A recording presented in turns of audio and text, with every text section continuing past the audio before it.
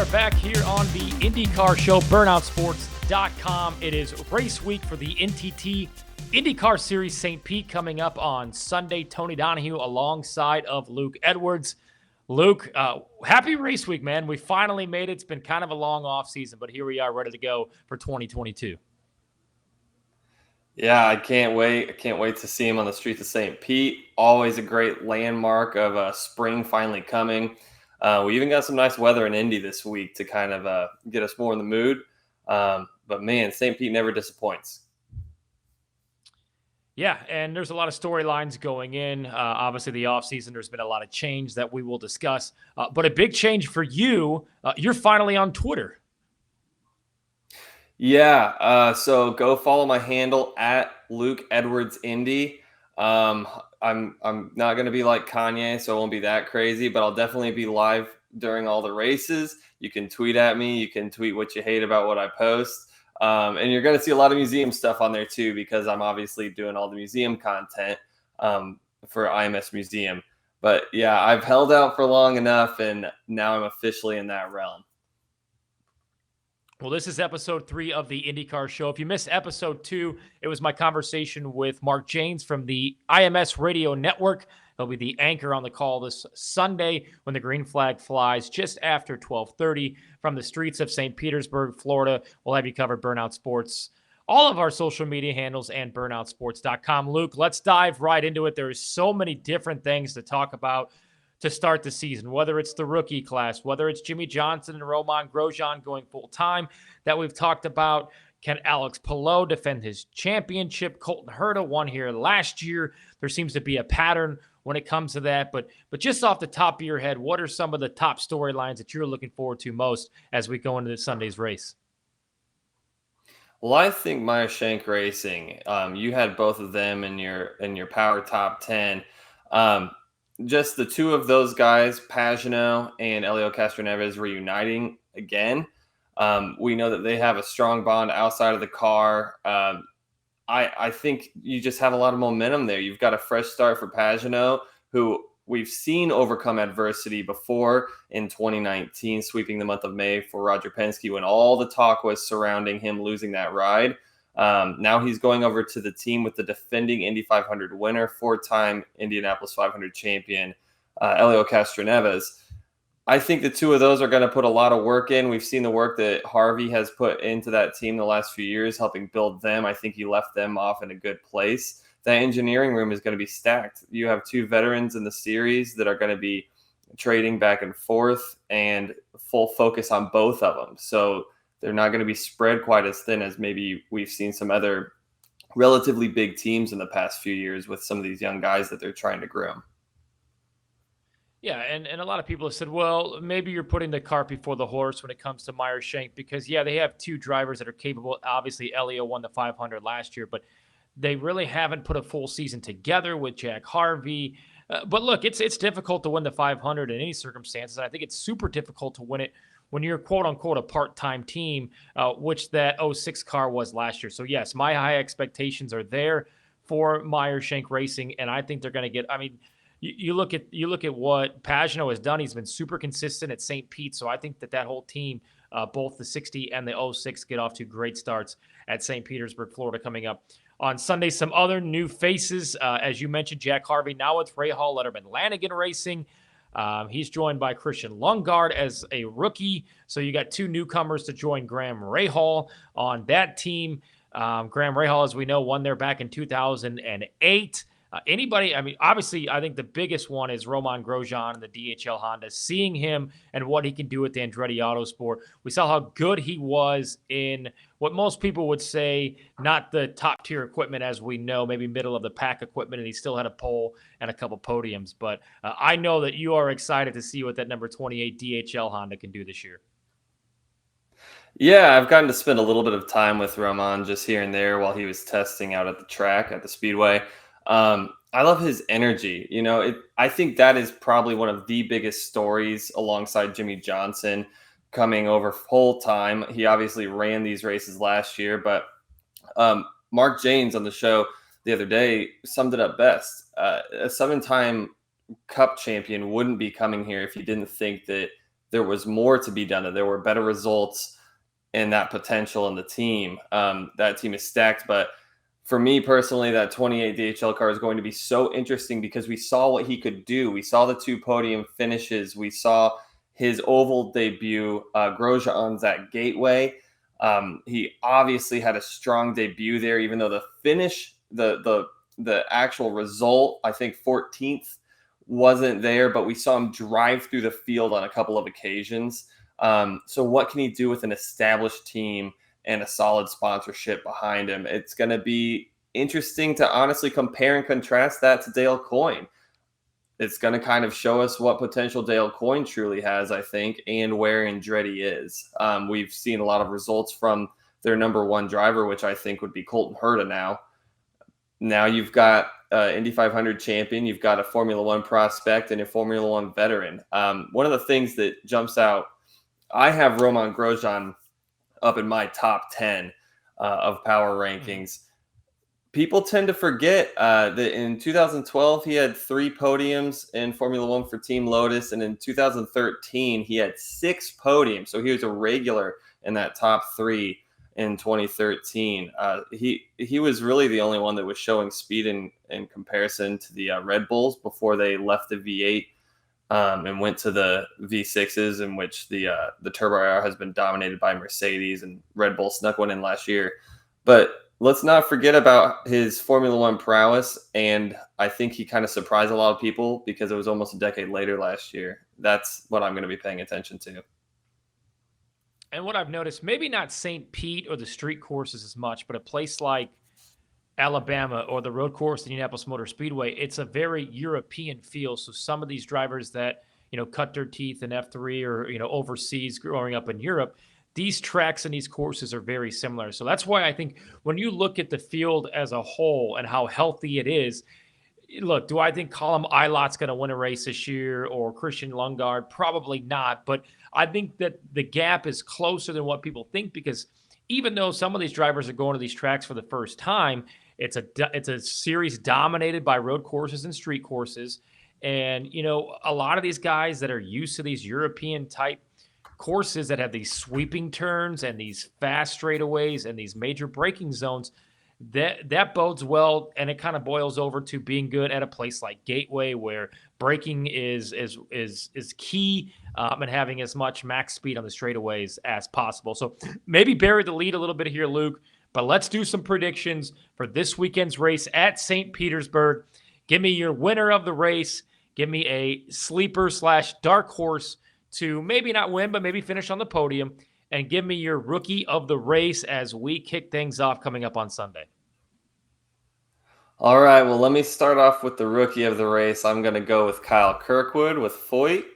I've seen what he can do in an Indy Lights car. I think he's going to be strong, and he's got a lot to prove because there was so much talk about him possibly going to that Andretti seat before the final deals were signed. Dark horse, man, that is tough because there's been so much shakeup. My instinct is to go with Jack Harvey in the high V ride in the number 45. And I think your winner is going to be Joseph Newgarden. You've seen Penske kind of downsize. I don't think that Roger's ever done anything that doesn't have a proven result, especially making a big move like that, whether it's expanding to 4 cars, only running 2 cars. He just went from 4 to 3. Now you've got all your focus on McLaughlin, Newgarden, 2-time champion, Will Power, Indy 500 winner and champion. So Newgarden's my number 1 pick. Since you just brought him up, do you feel like McLaughlin is under the radar this year? Is it a proving year for him? I know we kind of mentioned this on the opening show, but he's kind of a guy that almost gets lost in the shuffle a little bit when you talk about drivers that can contend for wins, yet he's still in a Penske car, and now he's got the experience. Is this kind of a make or break season for that team? Yeah, he's in my top 10 for sure as well. He had a great showing at Texas. That's a really tough track. And he had 4th place at Gateway.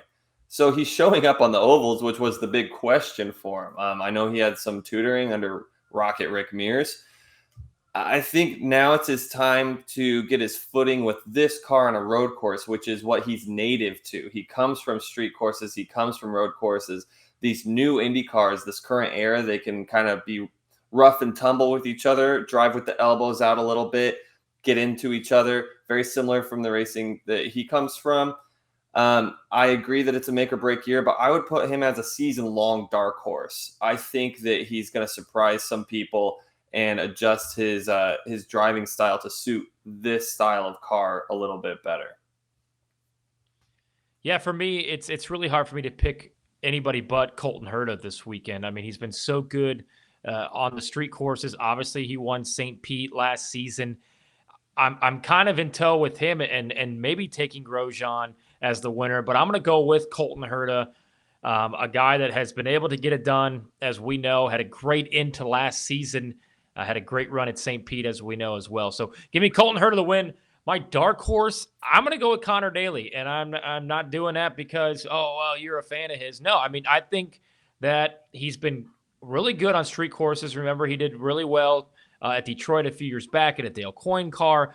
And now I just feel like maybe he's a little bit more relaxed, a little bit more laid back. Like, I'm in this car for the next 2 years. Now let's go out and just focus on this weekend's race. So I think the car and the engineering is capable of getting it done. I mean, you could put Rinus VK in there as well, but give me Connor Daly. And then for the rookie, I'm going to go with Devlin DeFrancesco. And here's why. Look, Andretti's been really good here. And I think that there's been a lot of, I don't know if hate's the word, but harsh criticism of Devlin and how Kyle Kirkwood should have got that ride over him. Well, sometimes it's not about results from lights last year. It's just kind of the way they built him up. And this is what George Steinbrenner, Michael Andretti wanted to do. So I think Devlin's going to have I'm not saying he's going to be top 5, but at the end of the day, if you look down and Devlin's 9th, I'd be like, all right, that's a hell of a run.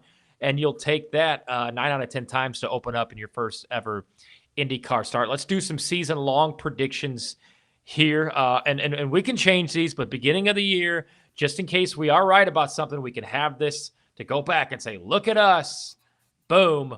We knocked it out of the park. So give me your series champion, your Indy 500 winner, your series rookie of the year, your Indy 500 rookie of the year, and then how many different winners you think we'll see and how many first-time winners you think we'll see. I know it's a lot, but I think we might be able to nail a few of these. Well, I think you're going to see one first-time winner, and that's going to be Jack Harvey. Whoa. Hold on. Let me stop you there. You've talked how great Grosjean is going to be this year, and you're not picking him to win? Okay, you're right. Let's throw in 2. Yeah, in 2. All right. So we'll have the 2 of them. You caught me on that one. No, I did miss out on Grosjean, but absolutely those 2 I think are going to close the deal. I think McLaughlin's going to get some podiums for sure. I don't know about a win. So if we're talking bets here, I'm betting on those 2. I think your series champion should be and will be Colton Herta. I don't have him first in my power rankings just because of the DNFs. He had 3 wins, 4 DNFs. You eliminate those DNFs, there's your series champion right there. So I'm definitely picking him for overall series champion. I think you can always bet on him. Look at some of the DNFs that he did have. He was actually leading. He was dominating in Nashville before he caught the wall. Indy 500 is always a toss-up. I know this sounds easy, but I'm going to go with Scott Dixon. I feel like he's gone too many races without winning it. It's astonishing that he's only had 1 win there, and it was all the way back in 2008. I think it's just a matter of time. You can only keep him out of the fray of that top 3 for so long. And I think if he's in that top 3 with 10 laps to go this year, with all the information surrounding that team, all the experience in the cockpit between their drivers, easily has a car capable of winning. I could see a 1-2 with him and Palou easily. Rookie of the year. I almost want to hear your thoughts on that first because I really don't know.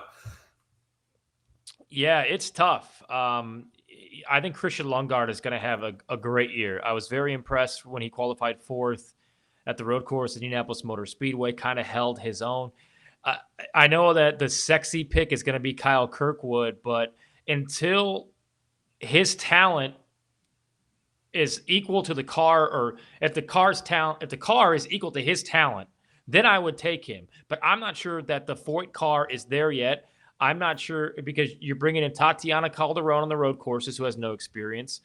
Dalton Kellett rarely sniffs the top 15. So I can't take Kyle Kirkwood just off the fact that I don't know that Foyt is going to put a car underneath him capable of doing that. And when you feel that as a driver, that your talent is better than what you're given underneath you, you tend to start pushing and you tend to start overdriving the car, and that leads to mistakes.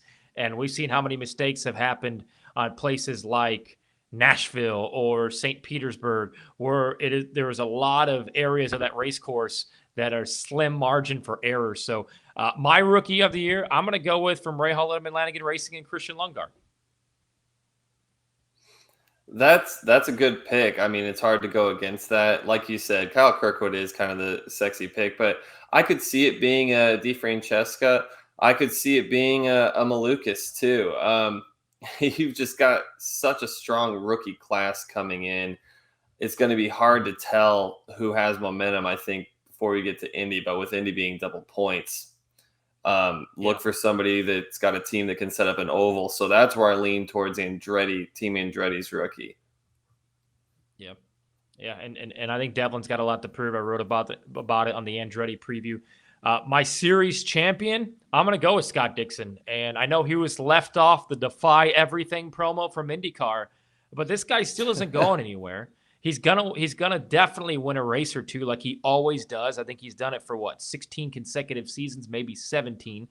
I think if he leads 75 laps in this year's Indianapolis 500, he becomes the all-time leader for laps led. And like you said, you have to have a good 500. You have to finish top 5.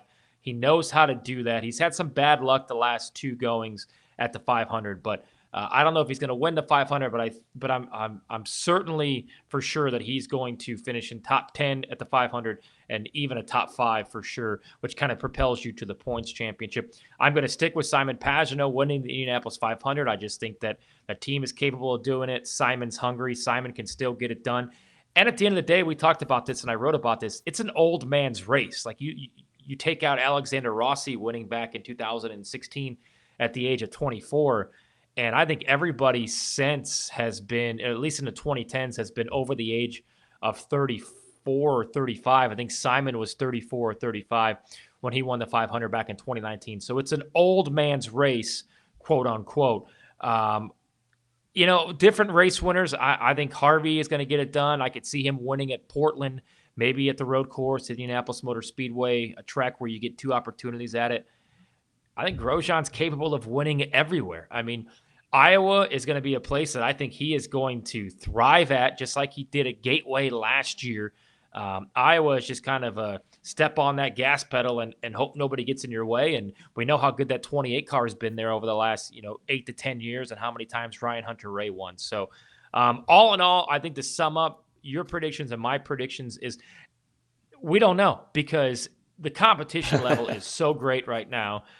From the rookies to Jimmy Johnson to Grosjean to Scott Dixon, Joseph Newgarden, Colton Herta, Alexander. I mean, I could just name them all. Pato O'Ward. I mean, it's just, when we talked about this too, there's 15 to 18 drivers, I think, that are really capable of putting together an Indianapolis 500 win. As I mentioned, IndyCar 6 with the Defy Everything slogan. Cool campaign. They kind of launched it last year. I get it. I read a quote defying that. I mean, look, these guys do things that we will never be able to do, and that's what makes them, on a much better level than what we are. I can't drive a go-kart worth of crap, and if you put me in a car at 225, I'm probably hitting the wall in turn 1. Your thoughts on just that whole, IndyCar's taken a lot of flack over the last couple of years for social media and lack of content. But it seems this offseason they've really taken steps forward to improve that heading into this season. Yeah, it's easy to pick things apart, especially as close as we are to the series. I think it's a step in the right direction. The only qualm that I have with it is, what are we defying? I think that it's kind of hard to box a series up into a slogan. I certainly wouldn't want to be the one that comes up with it every single year. Um, yeah, why did you leave Scott Dixon out? I wonder if they did that just to just to create some stir and get people up in arms about it. But I think, one of the questions that we need to ask is, does IndyCar have an identity crisis?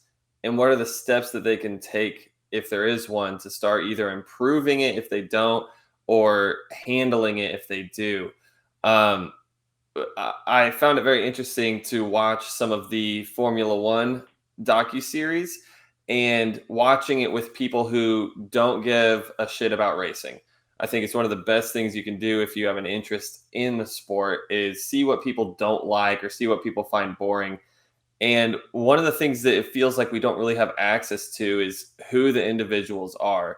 I was watching it with a few friends the other night, and the first time they perked their heads up and actually paid attention was when they were showing the drivers surfing. They were showing one of the Formula One drivers surfing and kind of having a relaxing day. And they're like, oh, now I get to see some identity. Um, Yeah. so I think a possible identity crisis is down to individual identity. Who are these guys? You used to have the strong personalities of in NASCAR, and then IndyCar during the early IRL days kind of branded themselves as this wild brash. We're the only people that do this. All the oval racing, all the wheel to wheel finishes, hold your breath moments. How do we showcase how versatile and wild IndyCar is from a different standpoint? And that's, they have to race every single discipline, and they're still the fastest race drivers in the world. I always liked that slogan, the fastest drivers in the world. Yeah, and I think to your point on a few of the topics that we hit, everybody kind of runs to the safety blanket of, oh, they need a Netflix series, they need something that can be streamed, and I get that, but what a lot of people don't realize is they did that a couple years ago. Yes, it was only one episode, and they followed Scott Dixon throughout the month of May. I thought they did a really good job at the end of last season following drivers like Connor Daly, Renus VK. I think there was one where they followed Graham Rahal, and it was just kind of a behind the scenes access, 15 to 20-minute video that, maybe you do those all year this year, then sell it off to a Netflix or a Hulu or an Amazon. Marcus Ericsson actually did it last year. I think his girlfriend just grabbed her iPhone and followed what they did from leaving his house at 8 a.m. and he was eating a burrito that had peanut butter and bananas in it. And this is what I eat every morning. And I was like, oh, okay, cool. And it answers a lot of questions of like, where do these guys stay the night before a race, the night before qualifying? So I would agree with that. I love the behind the scenes type stuff. And look, it's not going to happen overnight, and it's not going to ever be like it was in the 80s and 90s where you had every cigarette sponsorship and every beer sponsorship. But if more of the grocery store, like if more of the sponsors like Hy-Vee would take their marketing dollars and their marketing plans and put IndyCar into those plans, I think that would help grow it. I mean, you go to a Speedway gas station and you can get cups that have the track on it, and Vuse, which I believe is an electronic cigarette. They run a video behind the register at Speedway, I noticed the other day. So just getting some of these brands to incorporate their drivers and their sexy race car that has their name on it into their marketing strategies, I think would help certainly go a long way. Speaking of maybe gaining some knowledge, gaining some information from fans, they had that IndyCar survey that ended a couple weeks ago. I know we both took it. There was a lot of things that came from that. One being, what to do with yellow and red flags. I've talked to a few drivers who don't even like red flags at all. I don't want to get into a green-white checkered where the Indianapolis 500 turns into the Indianapolis 515 or 512 and a half. But I think there's a time and place for a red flag. It should be at the discretion of, the track workers and the series officials knowing, okay, how long is this going to take? But I think one thing that can change is, instead of having, okay, you got some lapped cars. Okay, so the lead cars come down, the pit road, and then the next lap, the lap cars go down pit road. They should just come down pit road, save going around one more lap and having to catch up to the back of the field. Just catch up to the back of the field towards the end of that straightaway, and then everybody can pit that's on the lead lap, and then everybody can pit that's a lap down. And instead of having 4 laps to do it, you're now down to 2 or 3, which doesn't seem like a lot, but at the end of the race, when maybe you only need 2 or 3 to finish under green, you would have that. So your takeaways on just kind of the yellow, red flag situations that, honestly, I think this really stems from the end of that 2020 Indy 500. Yeah, I remember hearing a lot of. I think fans in 2020 were just frustrated in general, so that was just like the little candle on top of the cupcake there. Um, I think that's a great play. And what you said about Nashville, for instance, that would have taken how many laps of yellow out if they had done that the whole time. Also, some of these tracks, I think it's a matter of your restart zones and what's acceptable driver behavior on restarts. We've seen a lot of, they say cautions breed cautions, but that doesn't have to mean before you even cross the line going green again, with these drivers and their gamesmanship trying to slow the pack down and get a jump at a certain area. Maybe getting more strict with that. I agree, though. Definitely your idea about cycling through so that you can eliminate maybe at least 1 lap, if not 2 laps of caution. I don't mind. This is the NASCAR fan in me. I don't mind a green-white checker or an overtime. When it happens in a NASCAR race, I get excited. Me and the boys are hooping and hollering. You get 3 more laps. It can get out of hand. We saw that at a couple of races in NASCAR last year where where the races went so long that the beer stands started closing up and you were still sitting in the stands for another hour and a half. At Indy, totally agree. If you're going to do anything, I understand why they red flag to try to give the fans some action like we saw in 2021, a race to the finish. But I don't think you should ever go over the time limit, at least not anytime soon. The tough thing is the casual fans that are really your bread and butter that you want to start creating that you don't really have right now. None of them understand that aspect of racing. They're not thinking in terms of going an extra, 2.5, an extra 5 miles. They're just like, I want entertained. So that's a tough one, but I think keeping the sanctity of Indy and the 500 miles is crucial. Should Indy 500 stick with double points? I think so. Yeah, I absolutely think so. It's putting more of a point on that race, on that date on the calendar, saying the entire series stems from this event, from the Indianapolis 500. It's the namesake of the whole series. It's the birthplace of the sport. And with a limited amount of ovals on the schedule and really only one other super speedway, one other flat out track per se, it's forcing your drivers to have to learn that skill set, which separates IndyCar from all the other open wheel racing series in the world. You have to master this or you really don't have a shot at the title. And it's not impossible. Look at Alex Palou last year. I mean, that's 2 races or 2 500s. He's racing for the win. So with the access that these drivers have to the data, the simulators, adequate time at IMS for practicing and qualifying, getting those laps in, you should be able to put a good race together. I don't think there's really an excuse for it at the elite level that these drivers have. What are your thoughts on it, though? I know that we kind of talked about this a couple weeks ago. Yeah, I don't mind it. Like you said, look, if you're a champion, you need to be able to perform at the biggest race. It's the only sport in the world that personally, at least in my opinion, winning one race is more important than winning a championship. And I think all the drivers will agree with that. Yeah, you have to be consistent over an entire season to win a championship, but winning the Indianapolis 500 is obviously more important. I don't think Elio is going to trade in one of his 500 wins for a championship. With that being said, yeah, double points is fine. I would like to see some points on qualifying day. I think that's a very intense day, 2 days really, and you want to make it more dramatic for the fans. Everybody remembers the 90s and late 80s with the bumping and Scott Brayton comes to mind in 96 where he runs down with his helmet. and pulls his car out of the field and then requalifies on the pole. You just give a little bit more incentive for those guys that are maybe fifth, that are sitting there going right now, we're fifth, we're good, we got a great starting spot, let's not risk it, let's go. But then if you can literally say, all right, well, I can get an extra 20 bonus points by going out and qualifying and trying to make on the front row, then maybe that's something that we see happen. So as we just mentioned, shout out to some of the sponsors that are incorporating IndyCar into their marketing strategy. And People Ready is one of those. We saw the commercial last year at Takuma Sato. They actually taped that down the road off of Mass Ave down by the folding warehouse.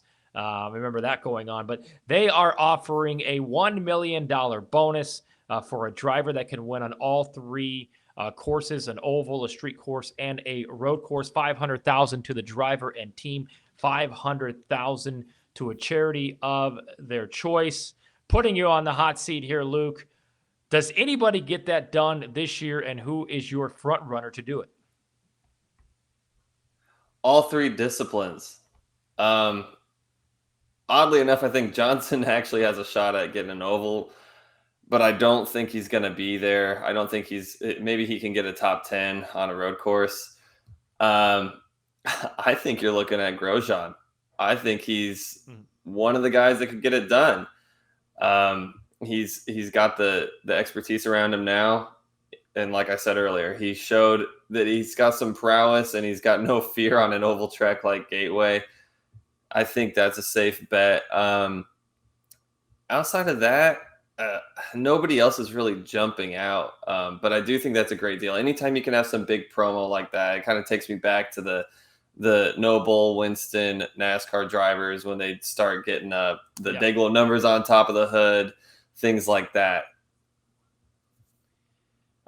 Joseph Newgarden comes to mind for me because of a few different scenarios. One, like I've mentioned, that dude is not going to not win at least one race at Iowa, right? Like, he has been so good there. He's got two chances to go out and win.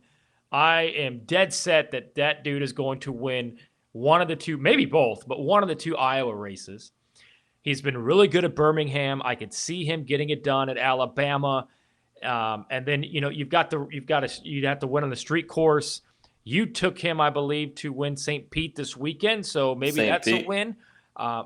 You know that he is going to want to come back to Nashville, his hometown, and win on a street course there. So really, I think the tougher of the three is street courses, because you only have three opportunities at it, but you have such a small margin of error, right? We know how narrow Nashville is. We learned that the hard way last year. We know how St. Pete can be. And then you've got Long Beach. So I think Joseph Newgarden is your best chance. But Grosjean's a good bet too. We'll just happen to see. I would love to take Colton Herta, but again, he's never won on an oval. So until he can prove to me that he can win on an oval, it's hard for me to take him. So I'm going to go with the guy that I know has won on all three disciplines. And then as we sit here and talk about it, we're like, oh, crap. What about Scott Dixon, right? Like, this guy could definitely do it. And it'll be interesting to see if he can get it done. And based on what about prediction Pato? of him winning. Yeah, but honestly, and I'm not taking this away from him, I would be shocked if he won on another oval this year. I really would. He had a good showing at Texas. That's all I was saying. Because I did kind of forget about I forgot about him until we started talking things over. And I was like, well, he did do a bang-up job at Texas, and he got a street course. Mm-hmm. So, and he showed well on some of the road courses. I think he has some speed at Road America. But, yeah, you can't ever count out Scott Dixon. So, Dixon, Grosjean, Pato O'Ward, Joseph Newgarden, I think we could all agree is that probably the top four front runners for this. And to play devil's advocate, a lot of people would say, well, I can't put Grosjean in there because he's never even won a race and only has one oval under his belt. So maybe you could intermix a few guys in that, let's say, fourth position.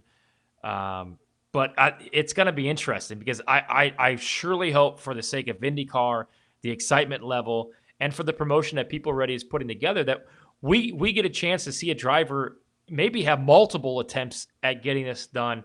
If not, at least seeing a driver or maybe multiple drivers have at least one attempt to get it done. Moving on, I Yeah, think I we've got to talk completely about the Indy agree. 5. Yeah. Let's talk about the Indy 500 entry list a little bit. Your thoughts, 32 drivers official right now. I don't know. Honda is saving a seat for something special. I'm not exactly sure what that is, but it looks like we will get to 33, maybe possibly more. Yeah, that one's a bit of a mystery to me.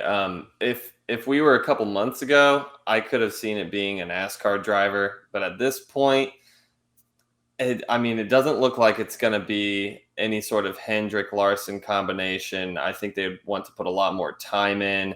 I'm trying to think of guys that maybe have run a couple 500s before. I don't think you're going to see Alpine letting Alonso come over. Um, that one is a bit of a mystery. I'm guessing you have a couple leads that I might not have, though. You might have a few a few hints out there. Well, a lot of people joked because Mario Andretti mentioned it on a podcast of some sorts that he would love to come and do the Indy 500. I think that the racing that Mario could do, it's more probably notable that he may be running an SRX race. I think it would be cool if Hinchcliffe got that ride. I mean, I think it's going to be at Andretti regardless of where it is. It will be a Honda and more than likely be Andretti. Maybe they put Hinch in there as the driver analyst that they've never kind of had, somebody that they can talk to during yellows. I don't know if Hinch is the guy. I like Hinch a lot, but I've also heard that, deep into a 500-mile race, he gets a little on edge. So maybe that would make for good TV. Highly doubt it's Danica Patrick, like people have mentioned. I don't know what they're holding out for. I don't know what would be a huge mystery, a huge surprise to anybody. So I'll be interested to see what happens. I would imagine that maybe none of that goes through, and they end up just calling Steph Wilson, who we know has the money, and they just say, "Hey, we're gonna put you in an Andretti car with this engine." We can touch on this a little bit if you like. Indy Lights also starting this weekend on the road to Indy. A lot of those series starting this weekend as well. Ernie Francis Jr. running full time, Christian Rasmussen moving up, Matty Brabham returns, Stingray Robb. If you have any thoughts on Indy Lights starting this coming weekend, they're always entertaining races. Yeah, I think Ernie Francis is going to surprise some people. I don't know if it's going to be at St. Pete. That's a pretty tough track to just jump in. But I heard great things from his test at Indy. Stingray Robb, honestly, how can you not root for a guy named Stingray Robb? But Matty Brabs, I mean, rekindling his I guess his drive towards getting an Indy seat again. He did well when he raced. I believe it was the 2016 Indy 500, somewhere in that AeroKit era with the PureTech sponsorship. Um, Most people around the paddock really give him a lot of credit as a good driver who can race any discipline. He's been running the Jumpy Trucks, Robbie Gordon series for a while, so he's been around the paddock because they do a lot of joint ventures on the street courses with IndyCar. So his name's been around, and I think this is the right move. Normally, you don't want to go backwards, but I think he's one of those names, one of those faces where everyone knows he didn't really get a legitimate shot in IndyCar. He was kind of thrown into the fray with a lot of other rookies, and I think he just got lost in it, and you've got to have a big pocketbook to stay in IndyCar. Maybe he can create some new relationships and some new sponsorships, and Indy Lights is a little bit rejuvenated now too. You have him, and obviously Ernie Francis is big news across the board, being a Trans Am driver coming over here. So I'd say look out for those two. I wouldn't be surprised if both of them have a win this year. Yeah, and kudos to Matty Brabham because we don't see this that often. It seems like drivers, once they get to the 500 or run a full season of IndyCar, it's like, oh, no, I would never go back to lights. And sometimes I agree. If you've got, let's say 350,000, are you going to run a lights campaign or are you going to go run Indy 500? You're probably going to go run the Indianapolis 500. Matty's a guy that I've actually spotted with on the road to Indy, so he's still I think capable, as you mentioned, he can still get it done in the stadium super trucks.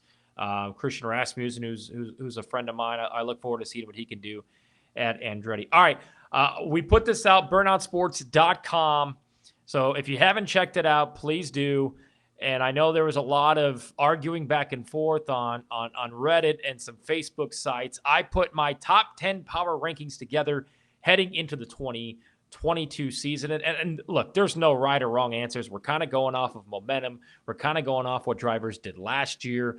So just quickly to run it down, a lot of people were like, wait, how can you have this guy in over that guy? Palou, Pato, Newgarden, my top three.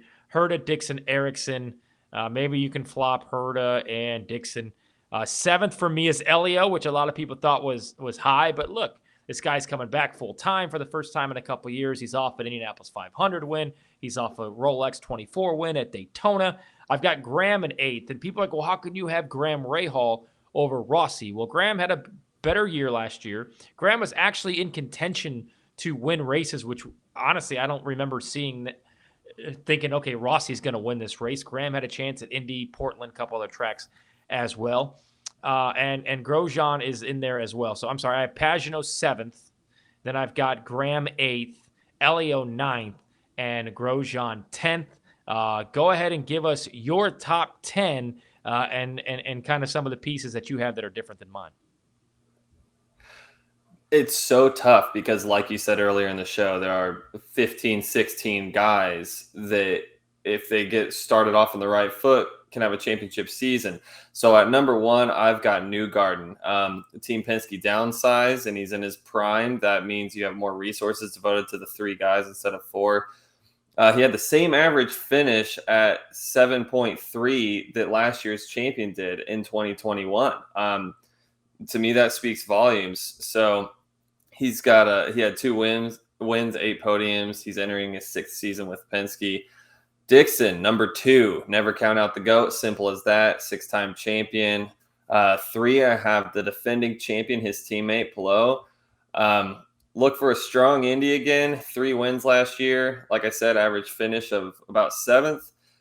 Herta comes in 4th. 3 wins but 4 DNFs. As I said earlier, you get rid of those DNFs. That's your series champion last year. So look for the consistency with him. I put O'Ward at 5th. I struggled with this. I feel like the Team McLaren momentum is going to help carry him. I think he kind of wants his name in that discussion of a Formula One seat as much as Colton Herta has been. 2 big wins in 2021.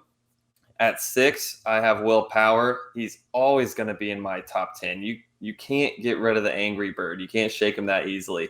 4 podiums and a win last year. Had some really tough luck that brought his average finish down to about almost 13th, about 12.4. Rossi, in 6 years, he's 7th. Rossi at 7. 6 years, he's had 25 podiums and 7 wins. That's pretty remarkable considering the last 2 seasons have been winless.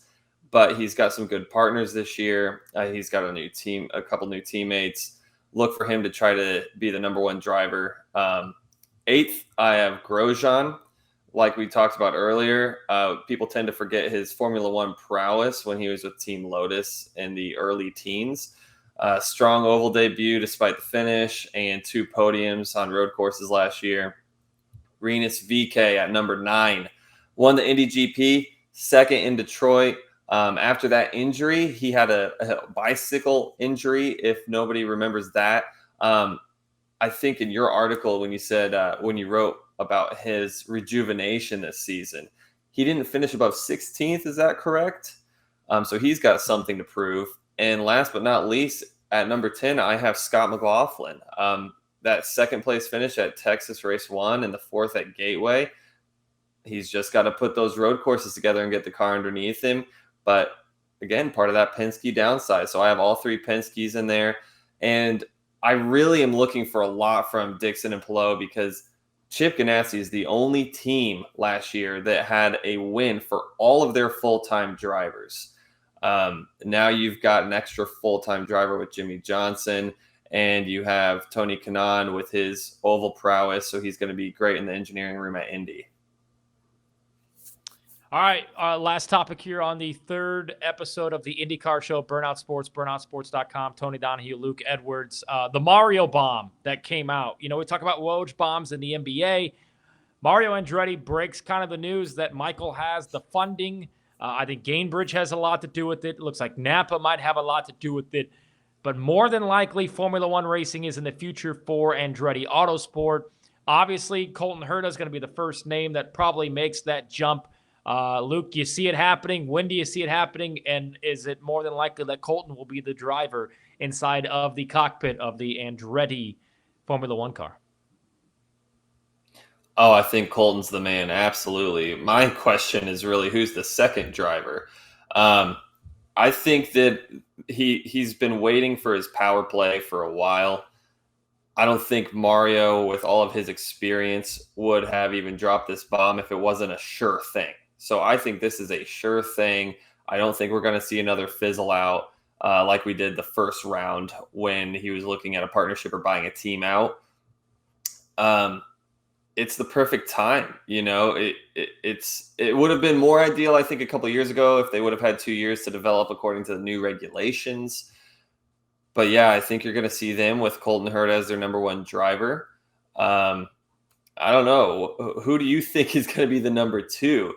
I know Pato is still kind of wanting to be considered for that second McLaren seat. He was gifted that test and he was fast at the test, but I think he's a McLaren guy. I don't know who else they would bring. Do they bring Grosjean back? That's a real interesting point. You talk about it's been pretty cool in the offseason to see the way that he has adapted to like American living. And, he was driving around in an RV last year. So that's a very interesting point. There'll be more news to share on that, I'm sure, over the coming months or maybe even weeks. So thank you so much for watching. Big weekend coming up. We'll have you covered right here, burnoutsports.com. Make sure to follow us at Burnout Sports, at Burnout Bets as well. We'll have you covered from the betting side of things as we wave the green flag on the 2022 season down on the streets of St. Petersburg, Florida. Luke, thank you so much for your time. Can't wait to do this again next week. Sounds great. Looking forward to it. And we'll be live on Twitter and all the social media all weekend. So give us a shout out and make sure to follow Burnout Sports.